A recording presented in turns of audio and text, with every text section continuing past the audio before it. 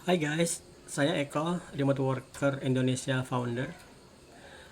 Di course tentang Mastering English for Remote Work ini, saya akan memberikan konsep sejauh mana sih kamu butuh menguasai bahasa Inggris di dalam konteks remote work. Dan pertama yang harus kamu sadari adalah kamu nggak boleh uh, rendah diri atau tidak boleh kehilangan kepercayaan diri. Misalnya, aku pengen nembus remote work, padahal kan kliennya itu dari luar negeri.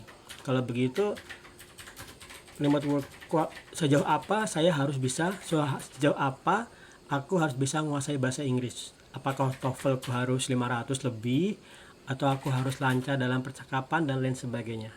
Nah, di sini saya akan menjelaskan sejauh mana sih sebenarnya kamu butuh kemampuan bahasa Inggris. Kita lihat di suatu job yang akan kita usahakan tembus di Upwork namanya. Upwork ini marketplace remote work terbesar di dunia. Oke, contoh saya sembarangan aja ya. Saya pakai aja kasus React.js. React.js itu framework bahasa JavaScript yang paling populer. Sembarangan saja saya lihat ada job terakhir 2 menit yang lalu. Lumayan ya. Oke. Nah, kalau kamu berpikir kamu butuh menguasai TOEFL sampai 500 untuk bekerja remote, nah maka itu kamu salah. Pertama, coba lihat. Dia hanya mengatakan di job ini ya, improvement to Gatsby JS marketing site. Oke, saya tidak akan berusaha tahu banget. Cuman saya anggap saya di bahasa Inggris levelnya beginner. Coba kamu lihat. Kalau kamu benar-benar nggak tahu ini, kamu copy aja. Kemudian kamu benar-benar bisa translate di Google Koide. Paste. Make sense ya? Improvement itu improvement, pengembangan. To untuk Gatsby JS marketing site, perbaikan situs. Oke.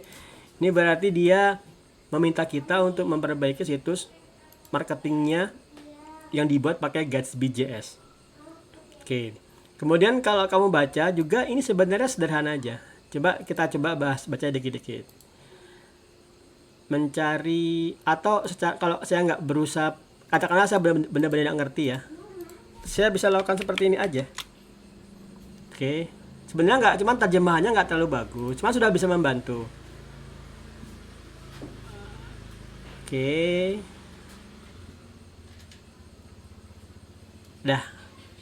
Masih nangkap semua kan? Nah, ini sebenarnya yang dibutuhkan untuk remote working dalam konteks kemampuan bahasa Inggris. Kamu benar-benar bisa menggunakan Google Koide untuk memahami apa yang diminta user dan juga untuk menjawab pertanyaan-pertanyaannya. Misalnya nanti dia setelah kamu submit misalnya, kemudian dia suka sama cover lettermu dan kemudian dia bertanya kepadamu, maka kamu bisa aja setiap kali dia nanya kamu paste di sini, kemudian kamu lihat hasilnya. Contoh misalnya saya ambilkan hari ini ada salah satu member yang bertanya kepada saya tentang percakapannya dalam bahasa Inggris dengan klien, dan dia nggak terlalu pede apakah percakapannya benar apa enggak. Nah,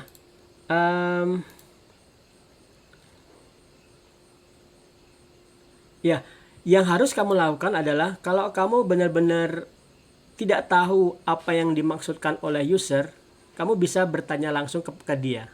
Jadi kamu benar-benar bisa bertanya. Misalnya ada satu baris kalimat yang kamu nggak tahu, kamu bisa bertanya kepada klien dengan kata-kata seperti ini. I'm sorry, could you please elaborate that? I'm not quite understand what you mean. Jadi kamu nggak boleh berkata seperti ini. I'm sorry, I don't understand. Itu kata-kata I don't understand itu terlalu keras, terlalu mengatakan kamu nggak bisa sama sekali. Kamu harus pakai kata-kata quiet. Ini.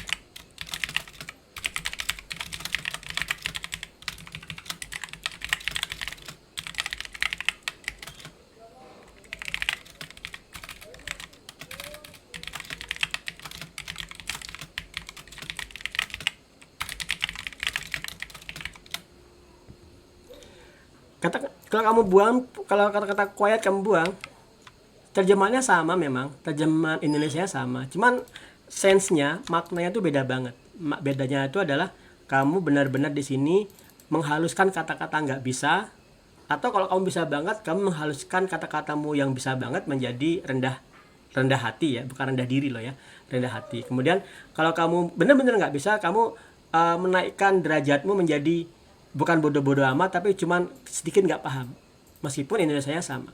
Nah, ini yang teman-teman yang saya maksud adalah standar level bahasa Inggris yang harus kamu kuasai untuk menjawab dan berkomunikasi dengan klien yang dia menggunakan bahasa Inggris. Nah, namun dalam konteks kepercayaan diri, course bahasa Inggris kita akan berusaha ngebuat kamu percaya diri dalam skill bahasa Inggrismu. Saya akan tunjukkan satu kasus yang adalah tujuan dari course ini. Saya akan ngebuat suatu dokumen. Di sini saya kasih konsepnya.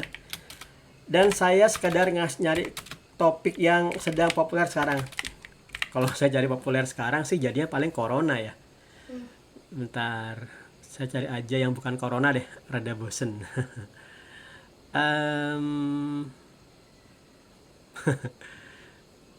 Sebentar.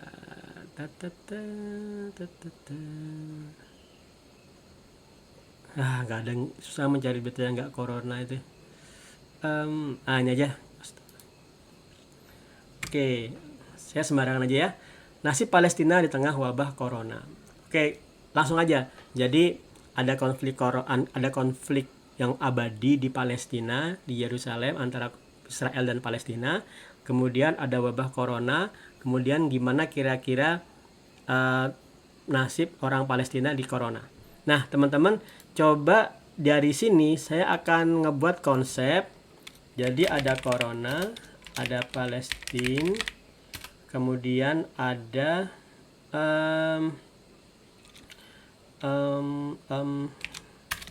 kira-kira ya kesulitan warga Palestina menghadapi corona. Solusi.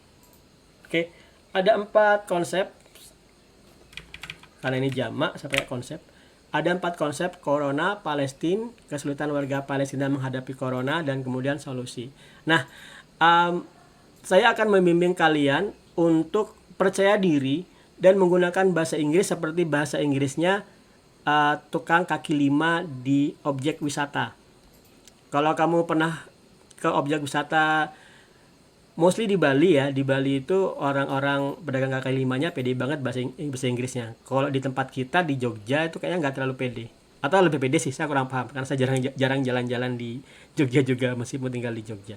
Oke, jadi level bahasa Inggris dalam percakapan yang saya inginkan ke kalian adalah mampu menguasai komunikasi dengan cepat seperti cepatnya para pedagang kaki 5 di objek wisata.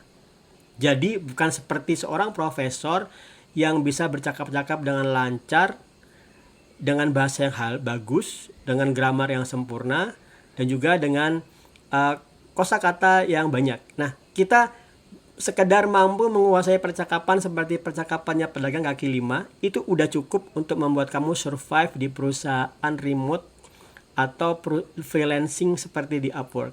Contoh, saya akan mulai percakapan, dan percakapan ini benar-benar baru saya mulai sekarang. Oke.